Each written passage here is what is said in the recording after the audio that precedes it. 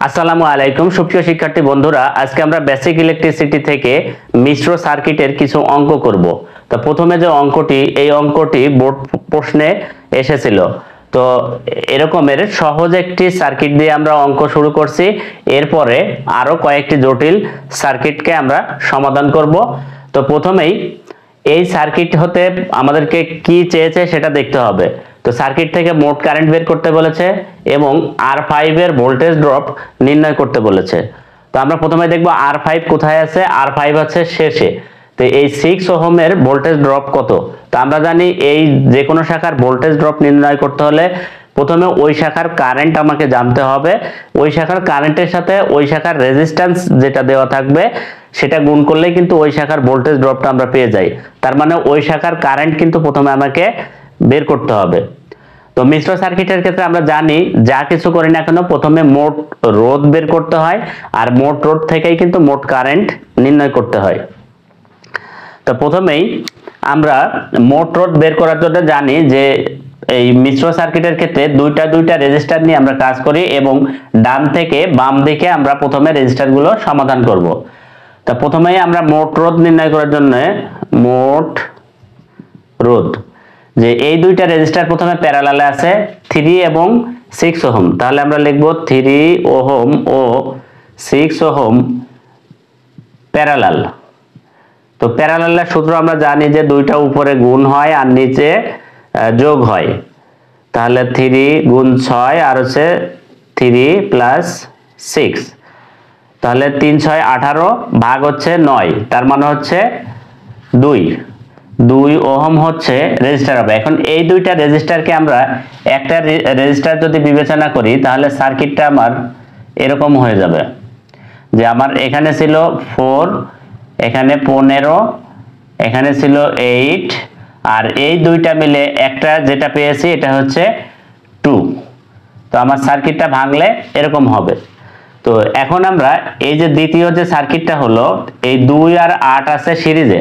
তো আমরা যদি একটু কারেন্ট, এখানে টোটাল কারেন্ট নির্ণয় করতে হবে I, কারেন্টটা প্রথমে ভাগ করে দিই তাহলে সহজ হয়ে যাবে একটু।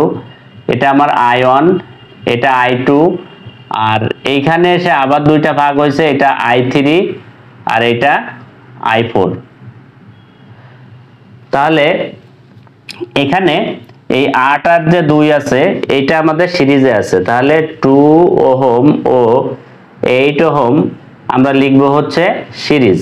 তাহলে 2 প্লাস 8 সমান 10 ওহম। তো এই 8 আর 2 10 ওহমকে আমরা আবার যদি এরকম নতুন করে রেজিস্টার সাজাই তাহলে এটা 4, এটা 15 ছিল, আর এই দুইটা সিরিজ করে আমরা যেটা পেলাম সেটা হচ্ছে 10।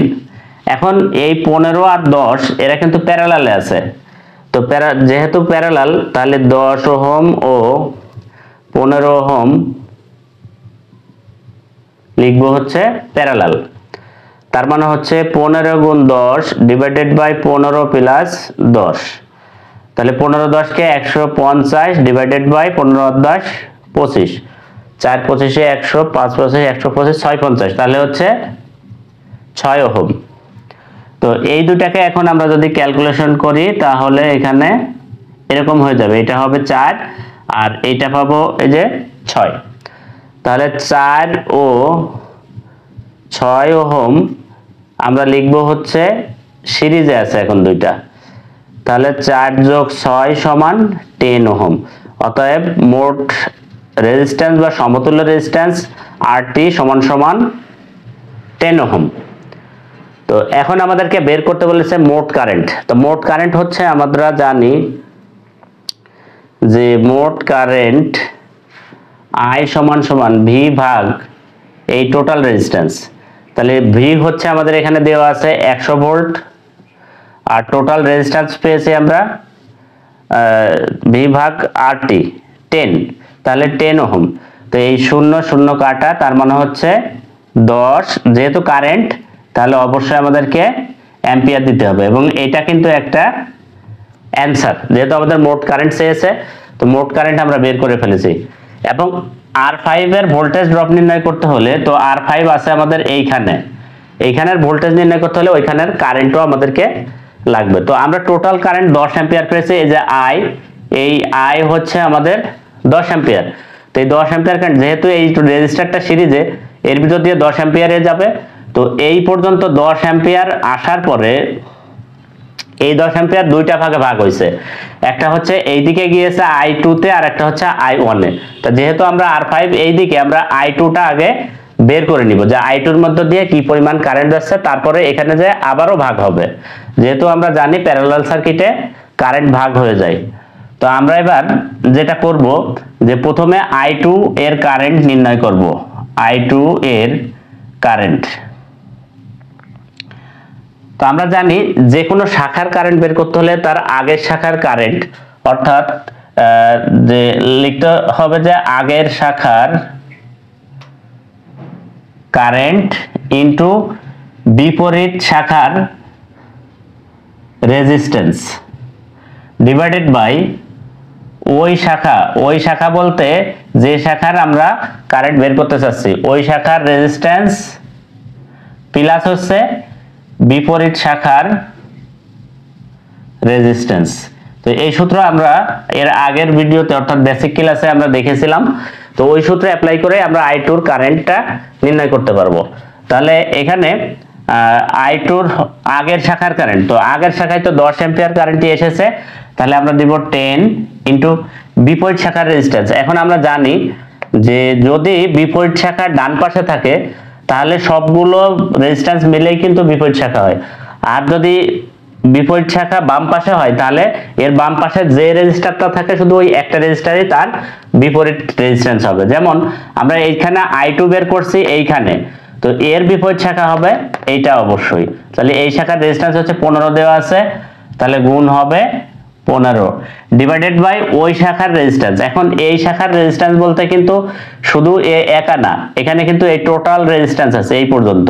টোটাল রেজিস্ট্যান্স হবে হচ্ছে এটা 6 আর হচ্ছে 3, এই 6 আর 3 প্যারালাল করে আমরা পেয়েছিলাম হচ্ছে 2 এর সাথে আবার এই 8 যোগ করেছিলাম, তাহলে 10।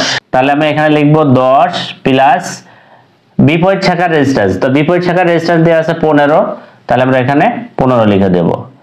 তো আমরা সূত্রে দেখেছি যে এটাও বিপরীত শাখা এটাও বিপরীত শাখার রেজিস্ট্যান্স, অর্থাৎ এই দুইটা একই হবে, এটা 15 এটাও 15।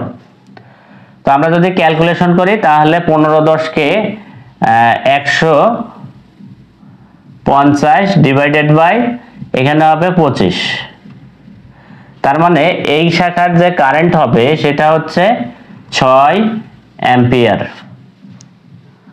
তো এই 6 অ্যাম্পিয়ার কারেন্ট হচ্ছে I2 এর মধ্য দিয়ে এসে এই পর্যন্ত 6 অ্যাম্পিয়ার আসবে। এখন এইখানে এসে দুইটা শাখা যেহেতু এইদিকে ভাগ হবে আবার এই দিকেও ভাগ হবে। এখন তাহলে আমরা এই I4 এর কারেন্ট যদি বের করতে পারি, অতএব I4 এর কারেন্ট, তো এর আগের শাখার কারেন্ট হচ্ছে আমরা 6 দিব এবং বিপরীত শাখার রেজিস্ট্যান্স এর বিপরীত শাখা হচ্ছে এইটা, তাহলে এখানে আছে 3 ডিভাইডেড বাই ওই শাখার রেজিস্ট্যান্স, তাহলে I4 এর রেজিস্ট্যান্স হচ্ছে এইটা, এটা হচ্ছে 6 প্লাস বিপরীত শাখার রেজিস্ট্যান্স হচ্ছে 3, তাহলে 3, তাহলে 3 6 18 ভাগ 9, তার মানে 2 অ্যাম্পিয়ার। তাহলে এখানে কিন্তু I4 বলতে এই যে এই I4 এর এখানে এসে এইখানে হচ্ছে 2 অ্যাম্পিয়ার কারেন্ট কিন্তু এই রেজিস্টারের মধ্য দিয়ে যাচ্ছে। তো আমরা জানি যে ভোল্টেজের নির্ণয় সূত্র হচ্ছে V ইকুয়াল IR ওহমের সূত্র থেকে, তার মানে এই শাখার ভোল্টেজ যদি হয় এই শাখার কারেন্ট এবং এই শাখার রেজিস্ট্যান্স। তো আমাকে বলেছিল যে R5 এর ভোল্টেজ ড্রপ নির্ণয় করো, তো অতএব R5 এর ভোল্টেজ ড্রপ সমান, তাহলে এই শাখার কারেন্ট এখন আমরা পেয়েছি 2 অ্যাম্পিয়ার আর এই শাখার রেজিস্ট্যান্স দেওয়া আছে হচ্ছে 6 দুগুণী 12 ভোল্ট, যেহেতু ভোল্টেজ একক হচ্ছে ভোল্ট।